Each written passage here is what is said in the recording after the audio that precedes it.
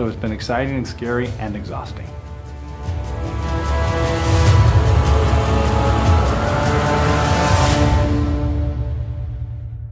My name is Chaz. I'm one of the respiratory therapists here at Palmdale Regional Medical Center.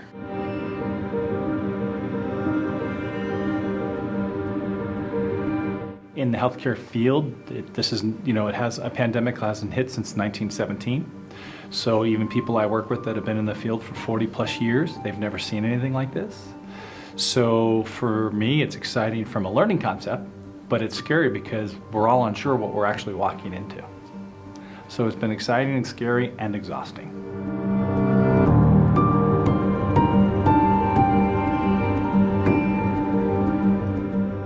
For the gearing up, it's, well, like I said earlier, it's exhausting.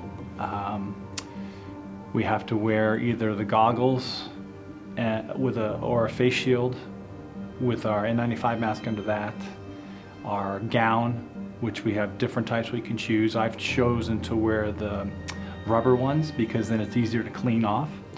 In the beginning, when we were really unsure of what was taking place and how we're spreading and all that, I would wear the PAPR. So then you're putting on this huge hood, you feel like an astronaut, you're wearing the belt. And so it takes an extra couple of minutes to get geared up. And then usually, because we're in that gear and we're going to the patients with the same disease process, we're going from room to room, just taking off our gloves, cleaning off, going to the next room. So usually we're in the gear for several hours. So usually when you're done, we're sweating. So I wear an undershirt, and it was wet, soaked every time I was done my rounds dealing with my patients in the vents. And sometimes I would sit there in the room and I'd just feel like, and I would just lean against the wall and take a break because it's overwhelming being in it. So it took a long time to get used to having to wear what to wear and then going room to room, and the process of putting it on and the process of taking it off is much, much more involved than people realize. Wiping it down so you're making sure you're getting everything clean so that the next person wears it if you don't wear that same gown. So it's a tedious process. That's why it was exhausting. Having to get to your patient in this has been very difficult in some cases, like yesterday where we had someone who had coded. But you can't just run in like you would a normal room. You can't just run in and do your thing. You've got to stop at the door and go, oh, they're COVID-19. Let me go put on my gear. You hope that who's in there can take care of everything from the respiratory and heart side before we get in there, because we're, as RTs, we're responsible for the compressions and the bag mask ventilation of the patient, getting air into the lungs. So we're hoping somebody's in there that can do that properly while we go gear up. So it takes an extra few minutes. So you're trying to do your best, but you can't just run in there. And that's just it. So sometimes there was times where I got to the point where I was tired of wearing the PAPR, so I would wear the mask and I'd wear the face shield. But instances like that, I would get everything on, because one of the steps I did, because I have long arms, so as you can see by my sleeves here, so this portion of my skin would actually be hanging out. So I'd actually wear OR gloves I wear when I do my bronchs that would go all the way up to here, then wear another set of gloves on top of that, so I knew that every inch of my body that was touching the patient was covered. So you get in there, you put all these gloves on, and then I would forget to put the face shield on because I had everything else and I was focusing on everything else. I'd run in and I was like, oh, the face shield. Let me go back and put the face shield on. Or I'd get in there with the one set of gloves and realize, oh, I didn't put my second set of gloves on to keep, so I can change in between patients. Yeah, it's still an ongoing thing too. It doesn't change, it's just exhausting.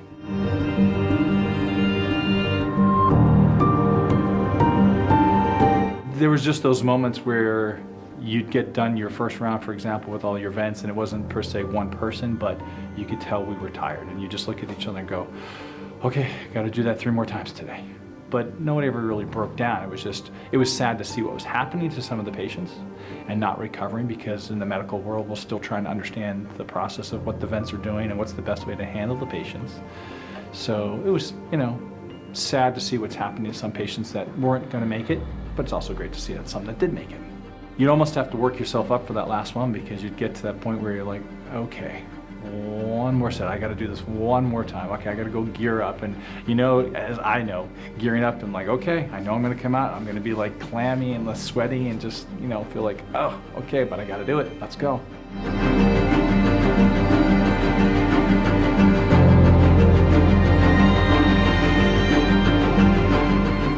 It was just the other day, actually. The lady just got discharged, And it was a day where we were overwhelmed. And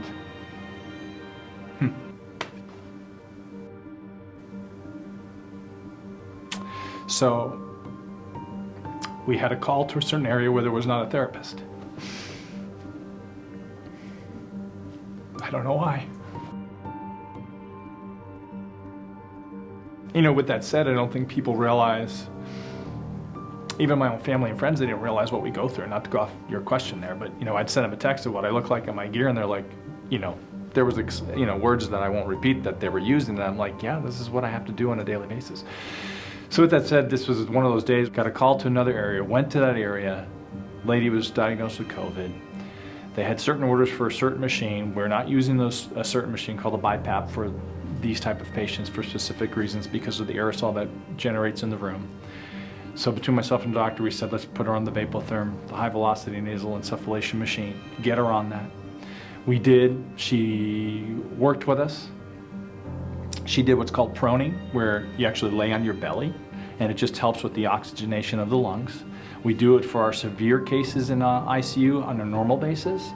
Ironically enough, one of the pulmonologists here, Dr. Med, and I, last year started doing with 2 people on the same machine, the Vapotherm, and we had great success. So to see it working for our regular patients on the floor is great. So she you know, said, okay, I'll agree to do this, and she would lay on her stomach, which I can say for myself, I have a hard time if I had to lay myself on my stomach for a while, and she would lay on her stomach for hours.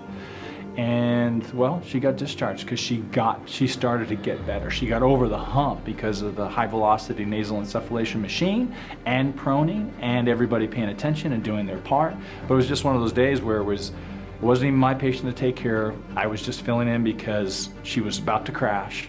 And so I got over there, and I'll never forget it because I was trying to take my machines, not sure what was going to be used, take my WOW, bring my gear because I was in ICU, and I was getting a phone call from this house supervisor saying we need somebody over here, and I tripped on my gear because it fell under my feet. I flew away from my WOW, and I just was upset because I'm trying to race, and like you said earlier, take care of yourself. So I was like, take a breath, get over there. And then we took care of her. And so to see her get discharged was awesome because she didn't have to go to that next step of being put on the ventilator. So it was just awesome to see her get discharged. I wanted to give her a hug, but can't do that.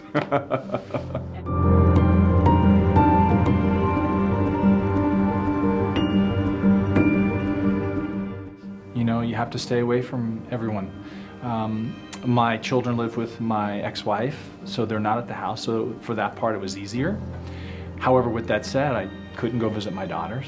My mom's elderly. She unhealthy. I would take care of her on every other weekend. Couldn't do it. Can't do it. Still can't because she's immunocompromised. She's over the age of 65. So things I can't do, people I can't see. You know, in certain aspects I've liked it because I've had my own time to get stuff done for myself, but at the same time you can't go do what you're normally used to doing. So where I would help my brothers because my youngest brother and his wife are the main caregiver for my mom, where I would go there on the weekends that I had off to take care of her, I had to pull myself out. I said, hey, you know, we're being exposed to this, and my brothers and I had that conversation prior to them, you know, going into lockdown. And they were like, are you being tested? I'm like, no, nobody's being tested yet. So this is way back in the beginning. So I still haven't seen her. You know, this Sunday's Mother's Day, and I plan on going to say hello, but from outside, like you see on all the commercials. Deliver her flowers, but be outside, not go to my brother's house. Because even if the lockdown is off and people are allowed to go see their relatives and see their friends and do what they want to do, you got to take into consideration the most vulnerable portion of population, which my mom falls into that category. And because I deal with the patients one-on-one that are the sickest, I don't want to bring potentially something there. And you know, I'm not going to get tested because if I get tested, I have to stay out of work until they come back with results, and I don't want to do that because I haven't had issues. So it's just one of those things. So it's interesting you would say that because yesterday or 2 days ago I went to the chiropractor, and one of the questions they asked was, have you had any contact with a COVID patient? I'm like, lots of them. And they're like, what do you mean? I'm a respiratory therapist. I deal with them on life support. I deal with them every day. Okay, can you make sure you wash your hands in the back? I'm like, yes. So people don't really get it. But yeah, so it's been a challenge. It's not what anybody wants to go through.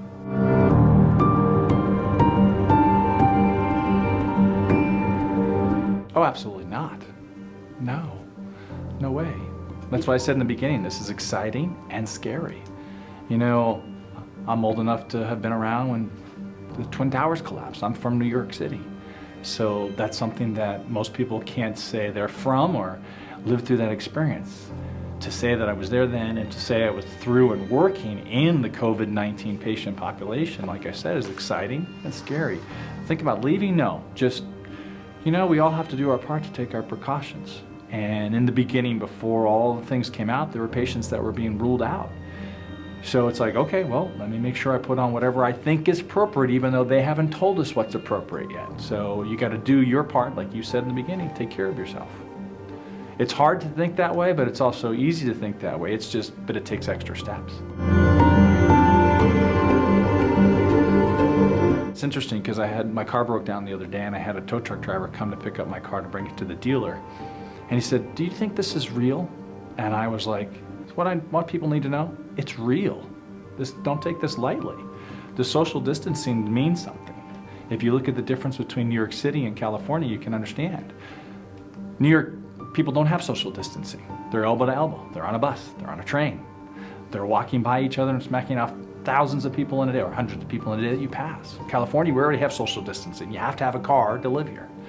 So it's a real thing, and social distancing is a real deal because of how contagious the virus is.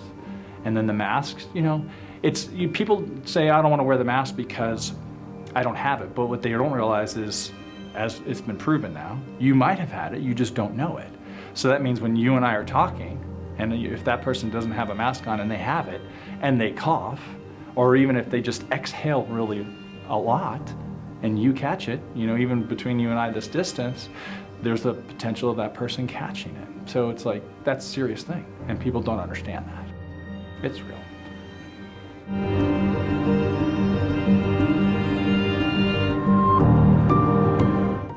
I can't say that it's changed me, because I've always been of high integrity and do my best with every patient no matter what their scenario. I'm a workaholic, so it hasn't changed me because there's plenty of times where I've worked 18-hour shifts here, multiple in a row. Hasn't changed me at all. If anything, it's just given me more respect for all of my fellow respiratory therapists that do what they do, and all the nurses that have helped us out over and above beyond their call. So it hasn't changed me outside of just really respecting and seeing who the ones that are stepping up, and really trying to do the best for the patients.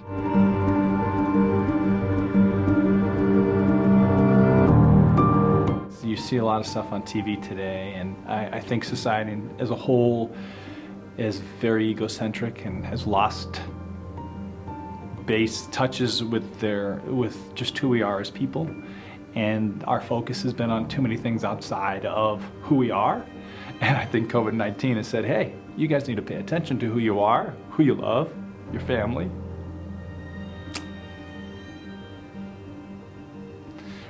Realize all the material things mean nothing.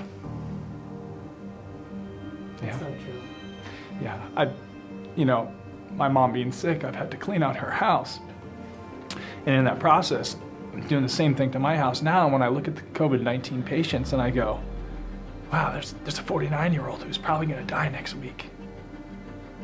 And I look at all the stuff I have in my house and go, what in the world do I have all this for? I might not be here next week if I had gotten it, if I was one of the immunocompromised. So it makes me rethink, what's the focus? What's your primary purpose? What are you here to do? And all the noise that we get involved in has been silenced, is the best way to say it. And it makes us really think about who we are and what we're supposed to be doing.